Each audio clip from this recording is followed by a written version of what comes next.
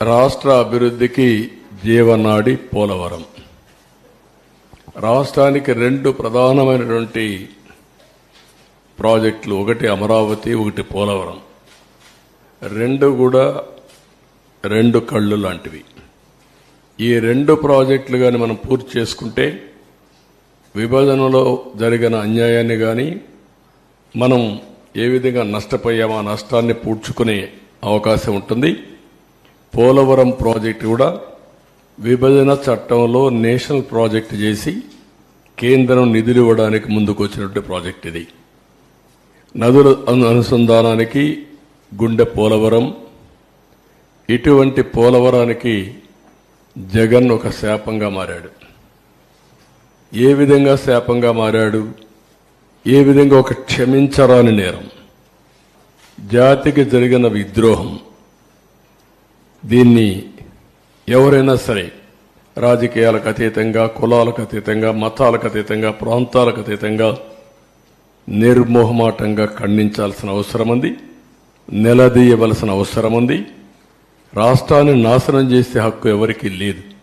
చేత కాకపోతే ఇంట్లో ఉండొచ్చు, కానీ ఒక మభ్య పెట్టి పదవి పొంది తద్వారా మోసం చేయడం చాలా దారుణం.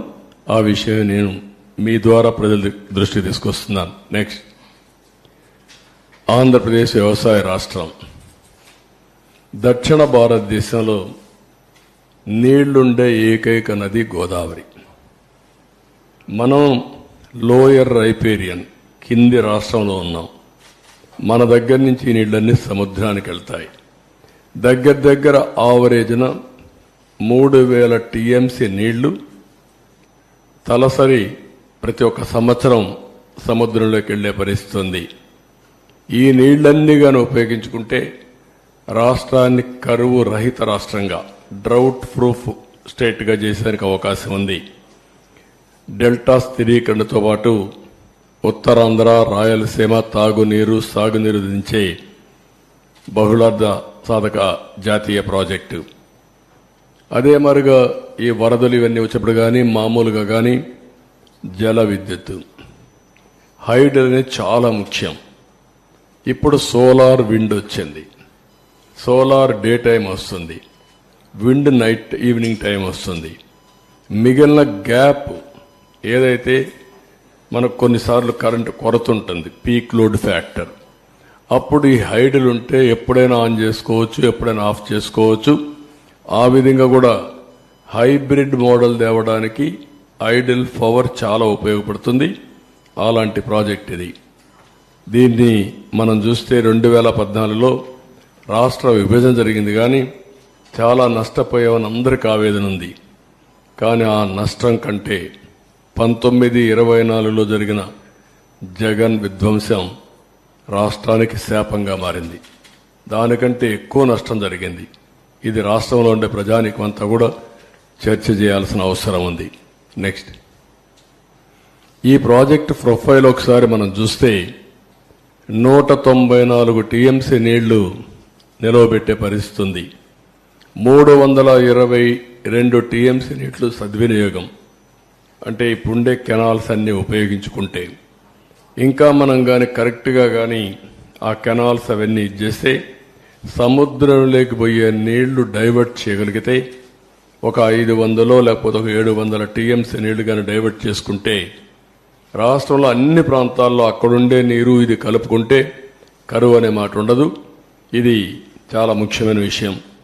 ఇప్పుడు ఈ ప్రాజెక్టులో ఉండేది 7,20,000 ఎకరాలకు సాగునీరు అందించడం, 23,50,000 ఎకరాలు ఆయకట్టు స్థిరీకరణ చేయడం, 28,50,000 మందికి త్రాగునీరు ఇవ్వడం, 960 మెగావాట్ల విద్యుత్ ఉత్పత్తి, వాటర్ టూరిజానికి చాలా ఇది ఉంది, అవకాశం ఉంది. పరిశ్రమలు కూడా ఫుల్గా నీళ్లు ఇచ్చే పరిస్థితి వస్తుంది. నెక్స్ట్, ఇది ఒక చిరకాల వాంఛ. ఏదైతే 1941 నుంచి ప్రజల కల ఇది.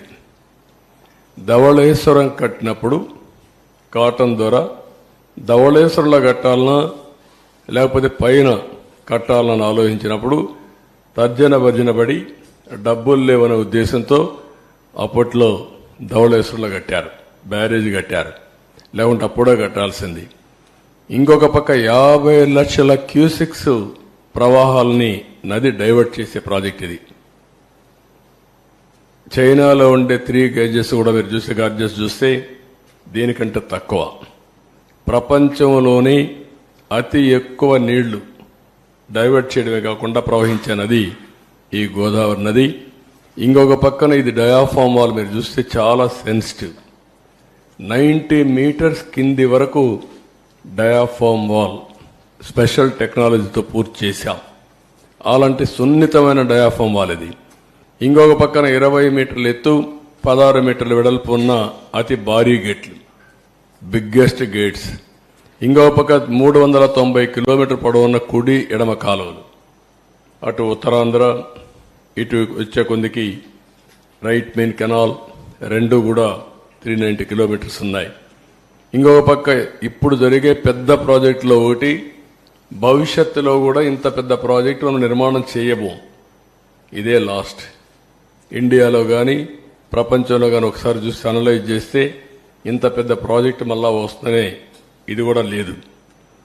అదే మరి ఇంకొక పక్కన 24 గంటల్లో 32,315 క్యూబిక్ మీటర్ల కాంక్రీట్ పనులు చేసి గిన్నెస్ రికార్డు కూడా సాధించారు ఆ రోజు. ఈ రోజు చూస్తే ఏ ప్రాజెక్టులో నిర్వహించిన కాంక్రీట్ పనులు పోలవరంలో చేయడం జరిగింది. ఇవన్నీ కూడా సైలెంట్ ఫ్యూచర్స్ కొన్ని మాత్రం. నెక్స్ట్